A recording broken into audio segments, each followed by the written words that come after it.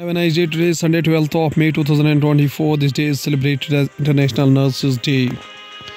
This day also celebrates the contribution done by nurses to society around the world. On this day, the International Council of Nurses organization produces an International Nurses Kit to educate and assist health workers globally with a different theme every year. In 1895, Jiddu Krishnamurti, an Indian-American philosopher and author, was born. On the same day, 1968, Raghu Kharmohanchi was born. Raghu Kharmohanchi is an Indian actor who appears in Telugu films in comic and sporting roles. So, starting the newspaper analyst with the newspaper The Hindu states that Rafah opening the gates of hell. Despite the international warnings and failures, Benjamin Netanyahu, the Israeli Prime Minister, seems determined to invade the southern Gaza city, where 1.5 million Palestinians, most of them refugees, are living in filthy, overcrowded shelters, streets, and beaches. Palestinians displaced by the Israeli air and ground offensive on the Gaza Strip walked to a makeshift tent camp in Rafah in Gaza on May 10, 2024. The pre-war population of Rafah, the southernmost city of Gaza Strip, sharing a border with Egypt's Sinai Peninsula, was 170,000. Today, 7 months after Israel launched its war on Gaza following Hamas' October 7, 2023 cross-border attack in which at least 1,200 people were killed, as many as 1.5 million people are living in Rafah. Many of them are camping on the streets and beaches, while others are picked into filthy, overcrowded makeshift shelters. Rafah is now a gigantic refugee camp. Jan Egeland, a Secretary General of Norwegian Refugee Council, said in February, according to a doctor who served in the Rafah, the city is a closed jail with a fecal matter running through the streets, to so crowded that there is barely space for medics' vehicles to pass. Reuters reported medics are struggling to supply even the basic aid and prevent the outbreak and spread of diseases. According to the Action Aid, every single person in Gaza, a majority of whose population is now jammed in Rafah, is hungry, and people have just 1.5 to 2 liters of unsafe water per day to meet all their needs. The Hindu newspaper also states that a parliamentary election runoff puts hardliners firmly in the charge of Iran's parliament. Staff members of polling station attend to their stations during the parliamentary runoff election in Tehran, Iran on May 10, 2024. Those politicians are calling for change in the country's government, known broadly as reformists, were generally barred from running in the elections. Iran's hardliners won most of the remaining seats in an election runoff to give them full control over the country's parliament, authorities said on Saturday, while not sharing any details on the turnout. The result and that of the previous vote in March gives hardliners 233 of the 290 seats in Iran's parliament, according to the Associated Press Italy. The Hindu newspaper also states that Israel orders new evacuations in the Rafah as it prepares to expand the operations. Palestinians prepare to evacuate after Israeli forces launched a ground and air operation in the eastern part of the Rafah amid the ongoing conflict between Israel and Hamas in Rafah in the southern Gaza Strip on May 11, 2024. Israel orders new evacuations in Gaza's Rafah as fighting escalates, leaving aid crossings inaccessible and forcing thousands to flee. Israeli orders new evacuations in Gaza's southern city of Rafah on May 11 as it prepared to expand its operation, saying it was only moving into an area in the northern Gaza where Hamas has regrouped. The Hindu newspaper also states that Election Commission urged to conduct a press conference on the election day. Election Commission of India office on New Delhi. In a joint letter, the Press Club of India, Indian Women Press Corp, Press Association, Foreign Correspondent Club, and the Delhi Union of Journalists expressed dismay at the Election Commission not holding a single press conference even after the completion of voting in the 3 phases across the country. Journalist bodies have written to the Chief Election Commissioner demanding that a press conference be held voting in each phase and that the entire poll data, including absolute number of the votes polled in each phase and percentage of voting, be released by next day. In the joint letters, the Press Club of India, Indian Women Press Corps, Press Association, Foreign Correspondent Club and the Delhi Union of the Journalists have expressed their dismay at the Election Commission not holding a single press conference even after the completion of voting in 3 phases across the country. The Hindu newspaper also states that matrilineal Meghalaya gets first woman DGP. Idhashisha Nongrang will serve as a Meghalaya's police chief till May 19, 2026. Idhashisha Nongrang, currently Director General of Meghalaya Civil Defense, belongs to the Khasi community. Idhashisha Nongrang has been appointed the first woman Director General of Police (DGP) of Meghalaya, a hill state dominated by 3 matrilineal ethnic communities. And 1992 batch Indian Police Service officer. She will replace Laja Laram Bishonoy, who will retire on May 19. Now, going to the Hindustan Times newspaper states that a molestation slur on Governor Mamata Banerjee says received more videos in a pen drive. West Bengal CM. Days after the Raj Bhavan employee accused West Bengal Governor C.V. Ananda Bose of molesting her, West Bengal Chief Minister Mamata Banerjee said on a Saturday that she has received a pen drive in which there is a video of scandal. Sometimes also states that we don't need populism. People have seen scale and speed at which we deliver. Prime Minister Modi. The National Democratic Alliance NDA government is cruising into the 3rd consecutive term despite not rolling out populist measures in the interim budget because the country has seen the true progress and development and is voting on the basis of the difference in their lives. Prime Minister Narendra Modi said on Saturday, accusing the opposition of introducing divisive agenda into the poll campaign. The Times also states that I am at conflict back home. Meeti Kuki students show unity in Tripura hostel. A student said that she would take on good memories of friendship back home. Amid the conflict between the Meeti and Kuki communities in Manipur, which has so far claimed over the 200 lives and displaced 50,000 people since May 2023. A group of 20 students from these 2 communities from the northeastern state are scripting a new story of the unity and kinship at a hostel in a neighboring Tripura.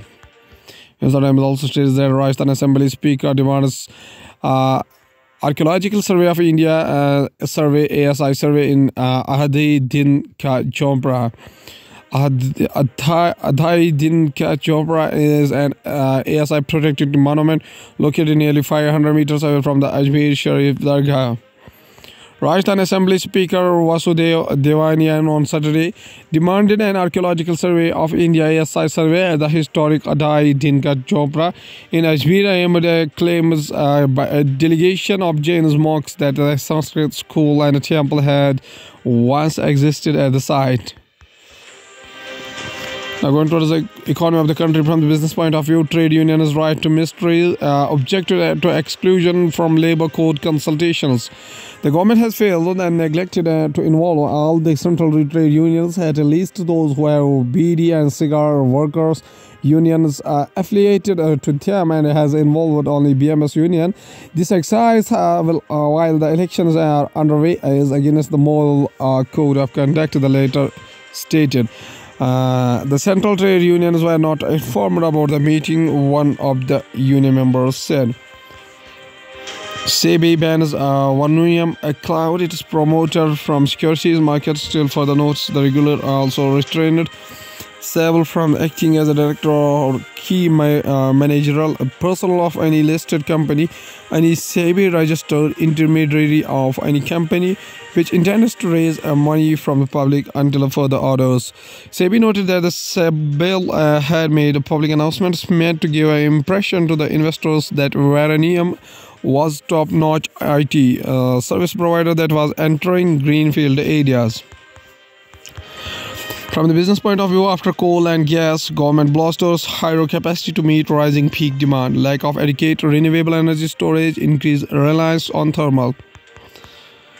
Going towards the world news, including Trump may face $100 million plus a tax bill if he loses IRS audit, fight over the Chicago Tower report. Egypt refuses to coordinate with Israel on entry of aid from Rafah crossing ports. Haitians demand the resignation and the arrest of the country's police chief after a new gang attack. Israel says it is preventing Hamas from re-establishing military hold in Gaza's Jabalia. Russian Prime Minister proposes new ministries, retains ministries of finance and economy. Jill Biden tells Arizona college graduates to tune out people who tell them what they can't do. Going towards the science and technology, from science and tech view, several solar system storm triggers are rare auroral arc in Ladakh sky. Stable auroral arc SAR, a rare red-colored aurora observed at the Hanl Dark Sky Reserve in Ladakh on Saturday, May 11, 2024. Rare stable auroral red arc event in Ladakh due to the solar storms creating spectacular northern lights in the high latitudes. A crimson glow lit up the dark sky in the parts of the Ladakh in a rare stable auroral red arc event at the Hanl Dark Sky Reserve in the high Himalayas due to the strong solar magnetic storms launched towards the Earth. The solar storms are coronal mass ejections are from the AR 13664 region of the Sun that has produced several high-energy solar flares, some of which are traveling towards the Earth at a speed of 800 km per second. Scientists at the Center of Excellence in the Space Sciences in India, CESSI, Kolkata, said. Developing countries under the pressure to accept a One Health approach ahead of the World Health Assembly. During the more than 2 years of the intensive negotiations, World Health Organization's member states have shown unwavering commitment to forging a generational agreement to protect the world from a repeat of horrors caused by the COVID-19 pandemic. Tedros Adhanom Ghebreyesus, World Health Organization Director General, said in a statement. Critics of the proposed approach that aims to sustainably balance and optimize the health of the people, animals, and ecosystem say it not only reinforces inequity but also undermines the existing international obligations. Developing countries are under pressure to accept the proposal of legally binding pandemic treaty on a One Health approach as the pressure mounts to conclude negotiations ahead of the 77th World Health Assembly commencing on May 27. Health experts said following the negotiations, One Health is an integrated and unifying approach that aims to sustainably balance and optimize the health of the people, animal, and ecosystem. It recognizes that the health of the human, domestic, and wild animal, plants, and the wider environment, including ecosystem, are closely linked and interdependent, the World Health Organization states. Zeus Z3, the world's first programmable computer, the replica of Z3 on a display in a museum. On May 12, 1941, German engineer Konrad Zuse presented his Z3, world's first functional automatic programmable turning complete computer. A.S. Ganesh tells you more about the Zuse and how he was at the forefront of the computing during the height of the World War II. Few fields have grown as rapidly as computing and computers have. If you are lucky to know aged people who have worked in the field, they might well tell you about the size and computing power of the devices as their disposal in their younger days. Your parents and teachers themselves should be able to tell you how rapidly things have changed in this area in the span of few decades, and you yourself should be fully aware that the gadgets that we now carry in our palms probably are more powerful than the first computers that were built and occupied entire rooms. How India is streamlining the pharma sector, explained. India ranks the third worldwide as a producer of drugs and pharmaceuticals by volume, exporting to around 200 territories. The story so far: India's drug regulator, the Central Drug Standard Control Organization (CDSCO), has withdrawn powers delegated to state licensing authorities to issue NOCs, no objection certificates, for manufacture of unapproved, banned or new drugs for export purposes. This latest announcement covering drugs for export comes at a time when India has been under the scrutiny for allegation of supply of substandard drugs, causing health concerns in several countries. The CDSCO is now the sole authority for issuing the manufacturing license for drugs meant for the export. At last, there is a famous quotation said by Rabindranath Tagore, whose birth anniversary is 7 May 1861 up to 7 August 1941. Was a Bengali polymath who was active as a poet, writer, playwright, composer, philosopher, social reformer, and a painter during the age of the Bengal Renaissance. He reshaped the Bengali literature and music as well as the Indian art with the contextual modernism in the late 19th and early 20th century. Author of the profoundly sensitive, fresh and beautiful poetry of Gitanjali, he became in 1930 the first non-European and the first lyricist to win the Nobel Prize in Literature. Tagore's poetic song were vivid as spiritual and mercurial, where his elegant prose and magical poetry were widely popular in Indian subcontinent.